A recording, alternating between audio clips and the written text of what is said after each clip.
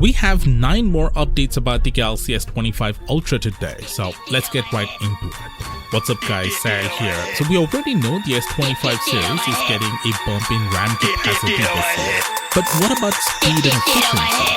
Turns out we're in for some upgrades there too.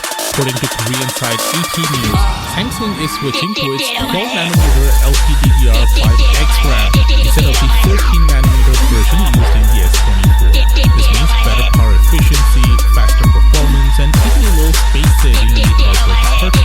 Now let's talk AI.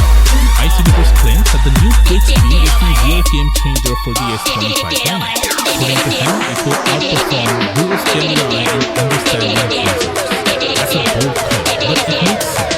Since Bixby is Samsung's own AI, they've integrated it at the root level of the S25, giving it an edge over Gemini, which doesn't have the same deep system integration on Samsung front.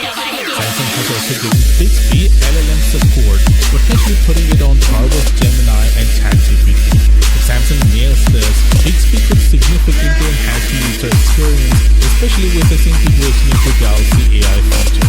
To emphasize this, their teaser season called Bixby Your True AI Companion. Bixby hasn't been great in the past, but this upgrade might finally change that. Oh, and quick heads up, the official S25 Ultra wallpapers are out now. If you're interested, I'll drop the link in the description for you to check them out. Speaking of perks, Samsung got some cool freebies for those who make a free S25 reservation. You'll get $50 in credit and a chance to win $5,000. All it takes is your name and email, no credit card needed. When pre-orders go live, that $50 can go towards extra savings. The best part, there's no obligation to actually pre-order the phone.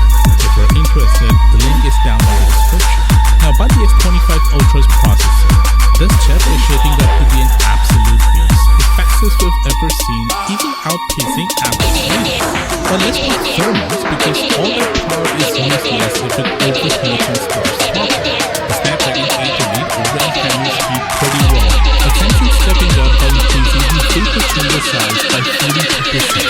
That's huge. With this and the chip's improved cooling, the S25 Ultra should stay cool even during heavy gaming or other demanding tasks. As for the regular S25 and S25 Plus, they're getting a slight vapor chamber upgrade too, but only by about 10%. Next, the S25 Ultra is dropping with only 170, but here's something unexpected. There's already a leak about the 118. Samsung's apparently releasing it later this year, way earlier than usual. And thanks to some internal code leaks, they've got a sneak peek at one of its features, Deco Shader support for better animations. And what does that even mean? In simple terms, Deco Shaders make animations across the system look smoother and more fun. There's even a video showing off how these animations might look. And it's not just limited to things like fingerprint unlock. Samsung seems to be applying this throughout the entire UI to make every interaction feel fluid and polished, making the entire system a treat for your eyes. Now let's talk design. Here's a side-by-side look at how the S25 Ultra's front design has evolved. Remember how the S23 Ultra had those uneven bezels? Samsung fixed that with the S24 Ultra, though they may be framed separate. The S25 Ultra, they've also fixed that, super slim bezels and a thinner frame that just makes this phone look beautiful. Also take a look at this official image.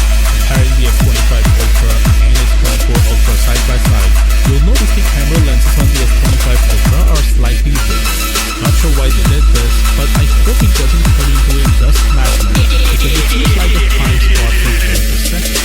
Anyway, here are the official weights of the Galaxy S25 They're lighter and thinner across the board.